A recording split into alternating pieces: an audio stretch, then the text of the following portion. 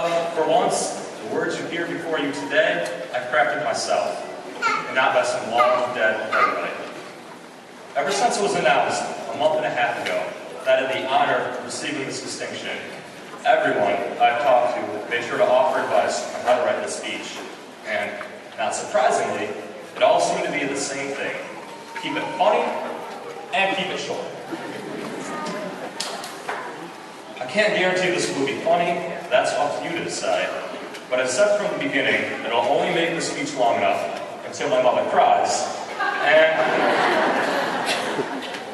knowing how easily my mother cries at ceremonies such as this, I'd say we're about ready to move on with the rest of the days. We're about ready to move on with the rest of the day's festivities. There's some people I'd like to thank for their significant contribution by being here today. My mom, my dad, my sister Katie, for supporting whatever decisions I've made over these past 18 years. The teachers and staff who've gone above and beyond any reasonable expectation to help out the students. And Mr. Reel specifically for giving our advisory group a sense of home our first 3 years at G-Ray Valley. I'd also like to thank the big man upstairs for helping me keep life in perspective. And I'd especially like to extend a shout out to our servicemen and women who are there keeping us safe until we may afford to have the possibilities we do in our lives today.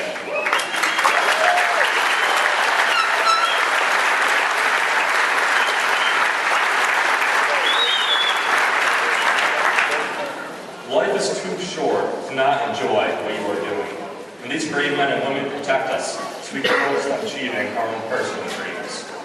Class of 2012, enjoy what you do.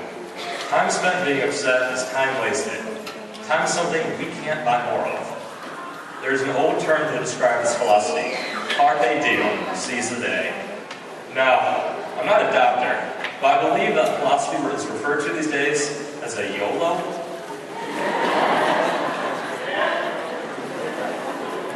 For those of you that don't know what that means, good, you're lucky.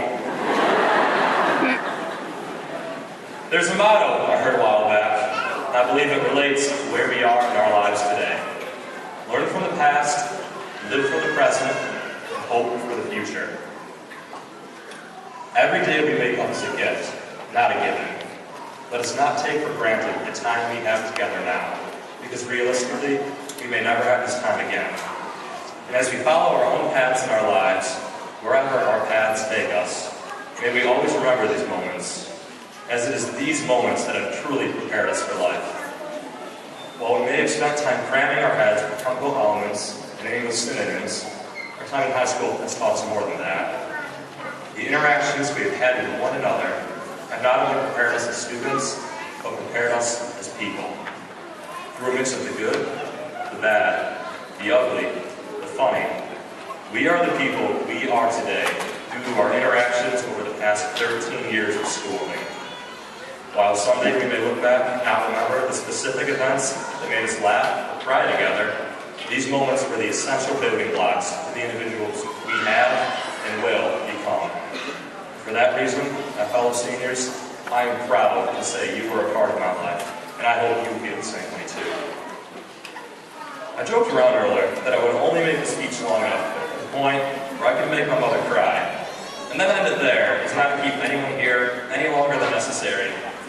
I'm not quite sure, but I believe I may have been able to accomplish my goal. Alright, so I'll end it with this. Class of 2012, I hope our time together has had the impact on you that it's had on me.